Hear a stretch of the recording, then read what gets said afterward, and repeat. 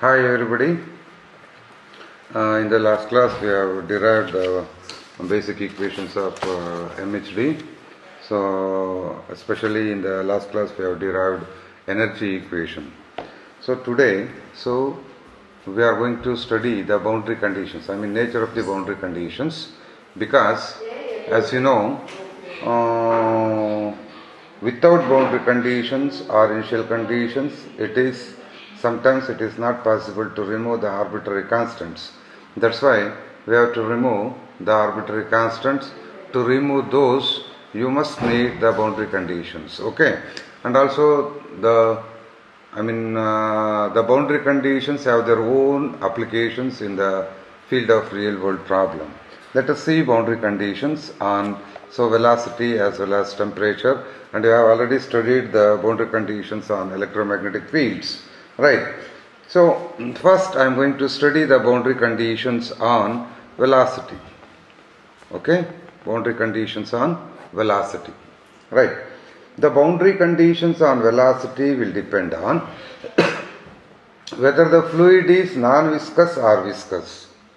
So either the fluid has viscosity or so there will be no viscosity. Means the viscous term, we have the viscous term as you studied in fluid mechanics. So del square Q, mu into del square Q is 0 or not. Okay, whether the fluid is viscous or non-viscous. Okay, if it tends to 0, it is non-viscous. If it is not 0, then it becomes viscous. And also the nature of boundaries. The nature of boundaries means there will be boundary of the flow.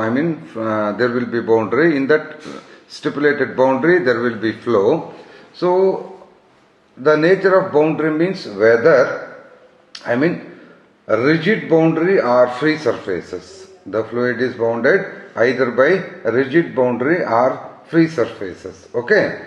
In the case of non-viscous fluid, so we are going to consider no slip condition. No slip condition. I think you know what is meant by no slip condition. No slip condition means there will be no slip between the fluid and the boundary. There will be no slip between the fluid and the boundary. It means that the fluid, one of the layer of the fluid sticking to the boundary. One of the layer of the fluid sticking to the boundary, and that is known as no slip boundary condition. Okay. So mathematically this means that the velocity of the fluid will be that of the boundary. Means one layer is sticking to the boundary means if the boundary is not moving, the velocity is 0, then the velocity of the fluid must be 0 at the boundary.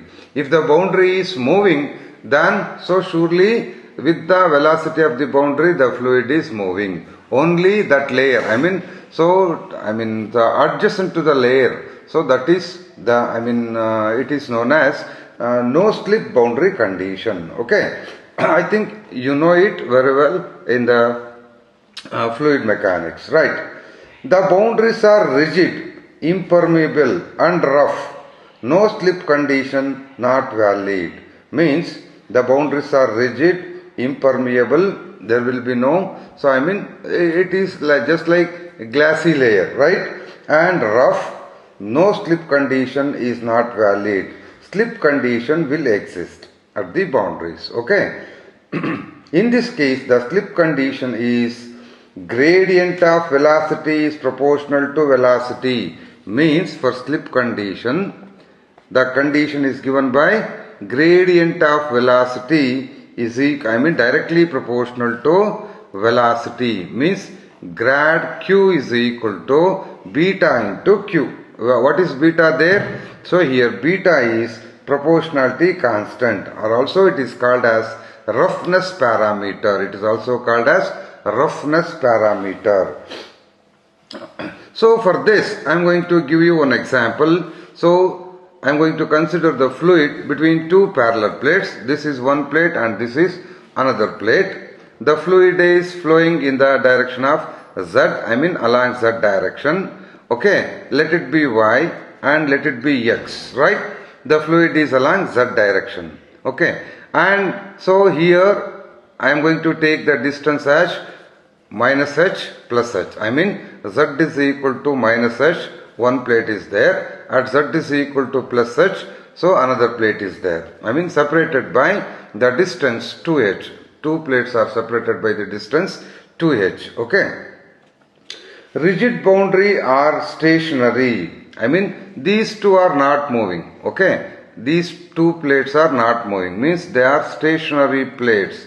Then what about the boundary conditions? So surely there will be no slip boundary conditions, and that is given by, so Q is equal to 0 at both Z is equal to minus H comma plus H. Okay. I mean at both the plates, at the lower plate as well as upper plate, the velocity must be 0. Velocity must be 0 means, as you know, the components of velocity are given by, so U into I plus V into J plus omega into K. These are the components of velocity. U, V and omega are the components of velocity. As Q becomes 0, so U also equal to 0, V also equal to 0 and omega also equal to 0. So at the boundaries, means at the lower plate as well as upper plate. And this is also known as you studied in fluid mechanics, Poiseuille flow. It is also known as Poiseuille flow. Okay.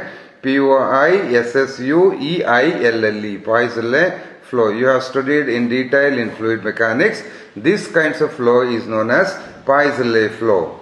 Now, instead of stationary, I am going to take the different boundary conditions. If the rigid boundaries are moving, so in the earlier case I have taken these two are rigid, means not moving. But in this case I am going to take, so they are moving. That is, upper plate is moving with some velocity. This is upper plate, this is lower plate. Okay, upper plate is moving with velocity, uniform velocity u, and lower plate is moving with velocity minus u. And it means that this plate is moving in this direction and this plate is moving in opposite direction. Is it right? So now for this formulation, the boundary conditions are given by u is equal to, I mean velocity component u is equal to capital U, Le at, so if it is, I mean this is the coordinate system. So this is Z along the Z axis, this is Y and this is X, means the width of the channel is given along Y axis. That's why U is equal to capital U at Y is equal to H, and also U is equal to minus capital U because it is in opposite direction. That's why U is equal to minus U at Y is equal to minus H. Means, so similarly V also becomes 0, omega also becomes 0. So as you know, U is along one component, I mean along X component, V is along Y component, Z is along, so omega is along Z component. That's why these two are taken as 0 at the both the boundaries. Y is equal to plus or minus H. I mean at both the plates, the velocity components U and omega becomes 0. Okay. Now, so these are the two kinds of boundary conditions exist in the, exist for the velocity. Means one is slip condition, another one is no slip condition. Okay. So this is nothing but your Katte flow and this is nothing but your Poiseuille flow. Now, I am going to discuss the boundary conditions on temperature, right? On temperature, right? Let us see. Here, so the boundary conditions on temperature will depend on whether the boundaries are thermally conducting or adiabatic, means insulating or radiating. Because if you are going to consider the plates as metal plates, surely there will be conduction, because so metals are conductors of heat and electricity, right? So there will be transfer of heat. So that's why there will be variation of temperature. That's why, so temperature, boundary conditions on temperature surely depends on whether the taken boundary, plates are thermally conducting. If they are thermally conducting, surely there will be some sort of temperature. If they are adiabatic means insulated, means instead of So metal plates, if you are going to consider the wood plates, right? Wood plates, then there will be no transfer of heat. Means you can't expect any temperature at the boundaries. And radiating, there will be radiation also there in some metals. That's why. So you have to verify whether the boundaries are thermally conducting or adiabatic or radiating. One case. In case of conducting boundaries, so if the boundaries are thermally conducting, the temperature T alone are specified at the boundaries. Temperature T is specified at the boundaries and they are given by temperature T is equal to Tu and temperature T is equal to TL.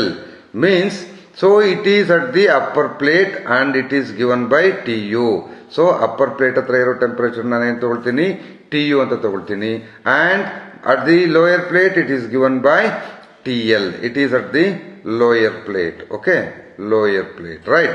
So if they are conducting, thermally conducting, then that boundary conditions are taken as T is equal to Tu and T is equal to TL.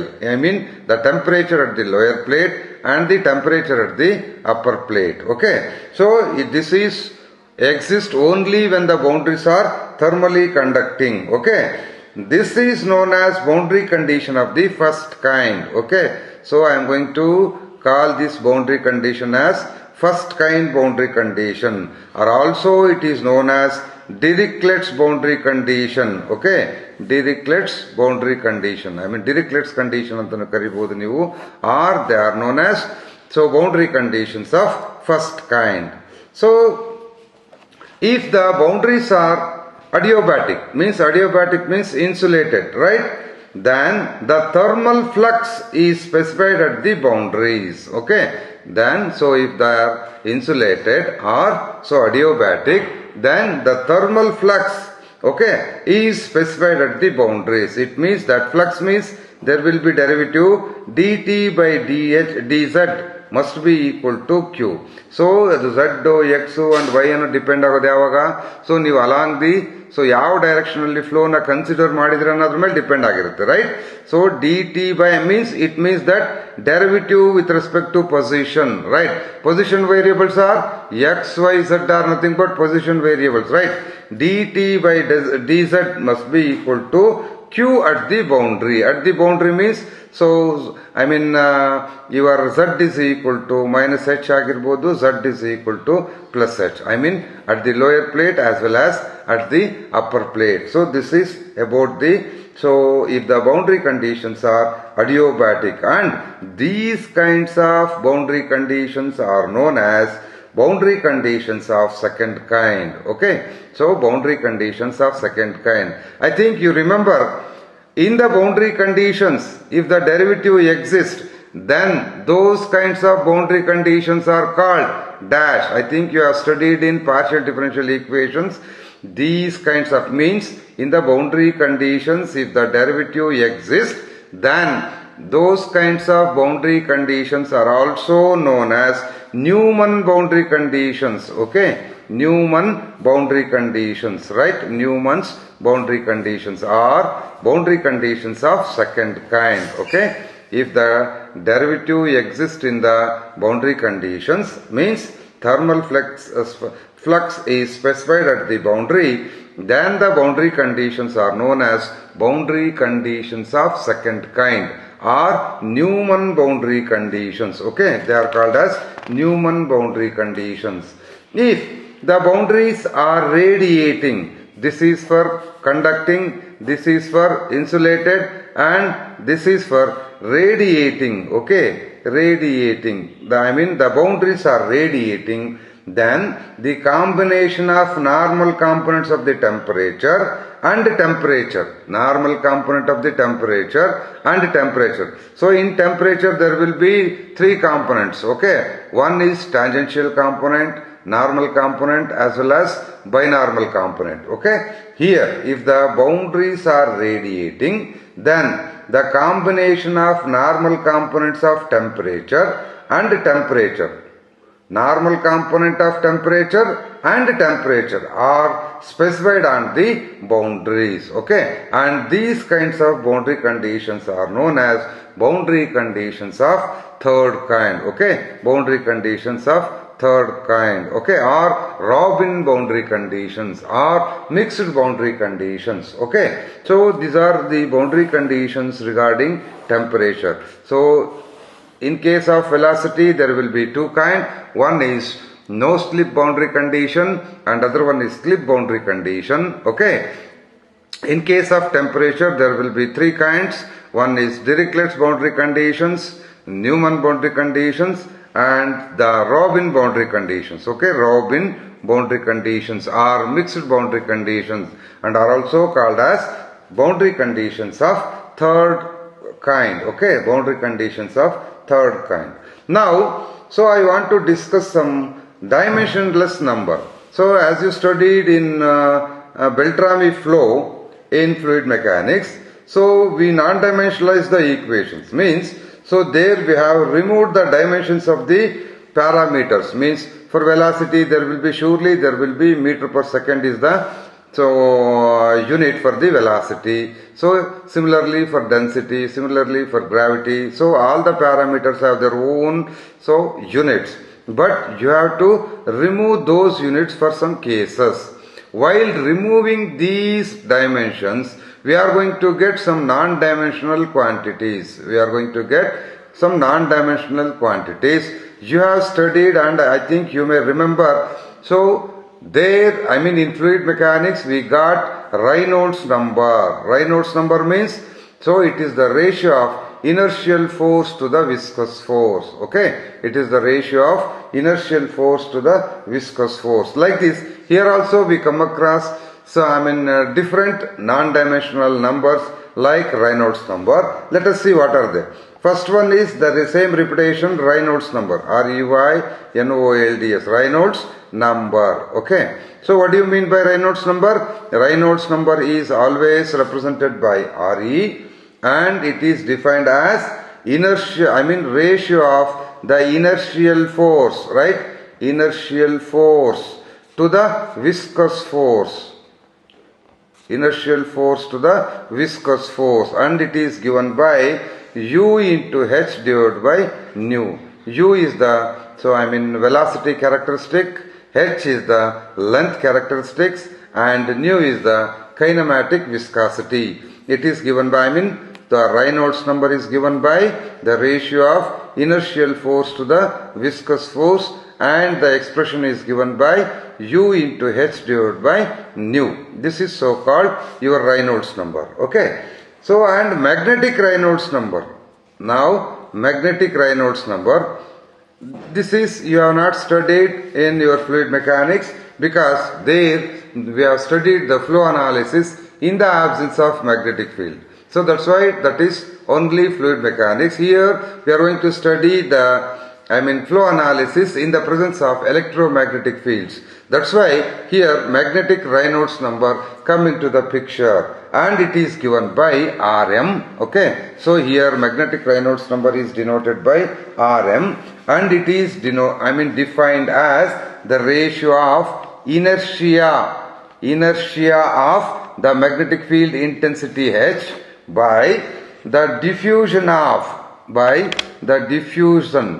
diffusion of H. Okay, inertia of H to the diffusion of H is known as magnetic Reynolds number, and the expression is given by U into H divided by nu m. Okay, U into H divided by nu m. Nu m is nothing but magnetic permeability. So 1 by mu into rho is given by nu m. You have derived in the previous equations. So magnetic Reynolds number is given by inertia of H by diffusion of H, and it is given by U into H divided by nu m. This is so called magnetic Reynolds number. Next come to the Hartmann number. Hartmann number. Okay, Hartmann number. It is defined as, Hartmann number is defined as, it is given by, sometimes HA, sometimes MA, or sometimes simply M. So we are going to represent it in different notations. So in some papers they have taken as M, sometimes some paper as MA, some paper as HA. So like that. So HA, MA or M, it is given by, so mu H means magnetic permeability into H into square root of sigma by mu. Sigma means electrical conductivity, mu is, so mu H is your viscosity and mu is magnetic permeability, right? So this is given by, like this, Hartmann number is given by mu H into H into square root of sigma divided by mu. This is so called, Hartmann number.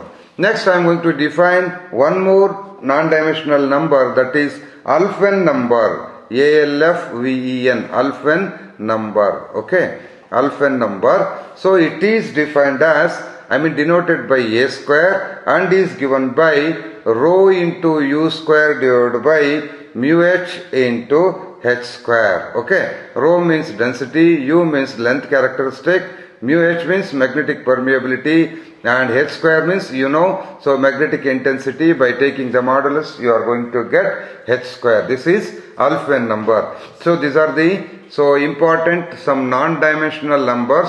You are going to, so these non-dimensional numbers will exist in further chapters like Hartmann flow and temperature distribution. There you can find these numbers.